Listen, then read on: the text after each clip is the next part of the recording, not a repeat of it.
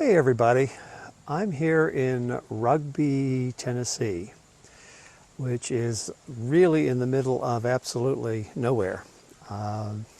This is, from the little bit I know, is one of those villages that is extremely well preserved, the buildings that is, and has to do with an English nobleman who's I guess the second son of an English nobleman, and at the time, back in the 1800s, early 1800s, well, even prior to that, it was the eldest son that inherited the title and the land, and second sons and younger siblings, there were other opportunities for them, but certainly not like there were for the oldest brother.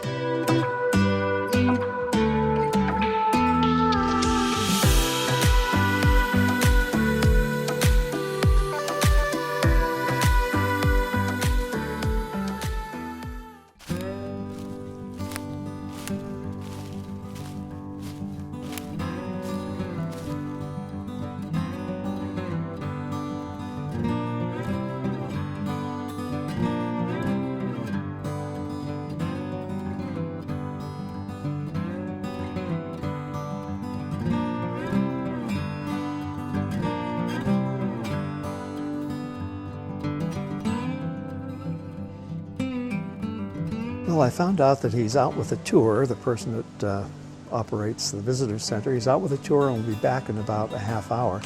So I'm just sitting here rocking on the porch and waiting. So I'll join you back when he gets here.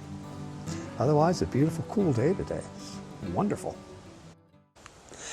When you see Rugby online, this is the image that oftentimes you'll find. It's the image of the Episcopal Church here on the property, and wow, it just couldn't be prettier.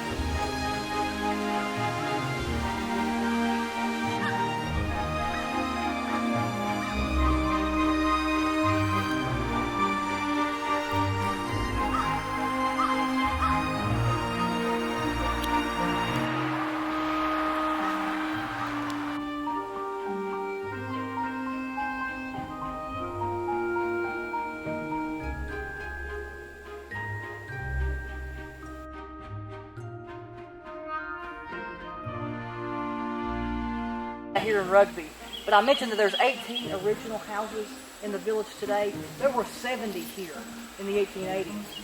If you walk from here to the cafe, where the cafe is now, there were 2 or 3 businesses between.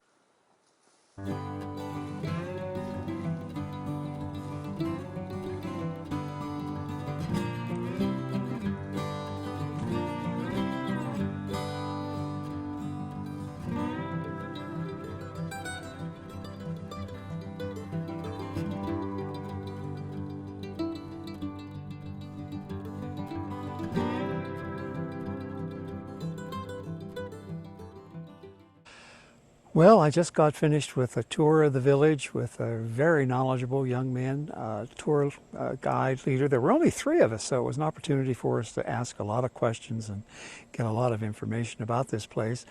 I'm not going to go on and on and on about everything I learned, but boy, I'll tell you, this is a fascinating place. Very well preserved. It's got some of the oldest buildings that have been conserved as opposed to reconstructed. It was, as I thought, a utopian type village, which was kind of typical of its time period, and was founded by Thomas Hughes, who was very famous as an author.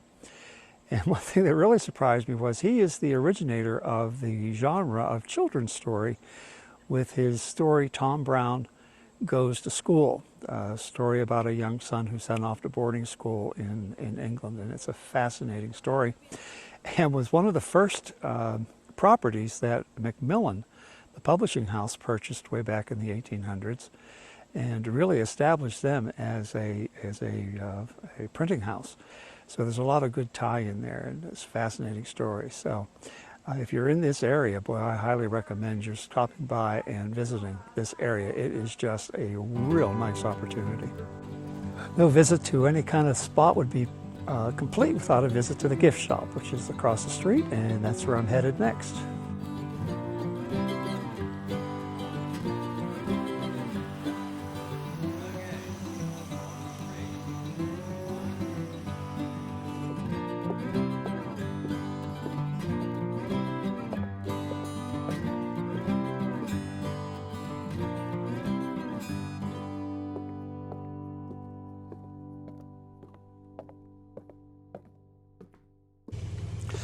One of the questions I had was, how did people get here back in the mid-1800s?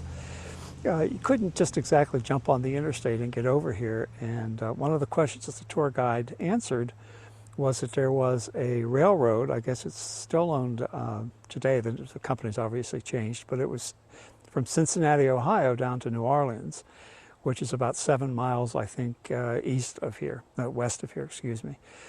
So it was a pretty easy jump from the railroad into Rugby, and this area was being, because of the railroad, opened up into some timber production and some coal mining right after the Civil War. So that explains how people got here, which was, this is in the middle of nowhere today, and I was always interested in knowing, how did a community like this even get its beginning? What I'm doing now is I am driving down through Beacon Hill, which is where, if you want to live in Rugby today, you're welcome to build a house. It has to be in the style and architecture of the originals.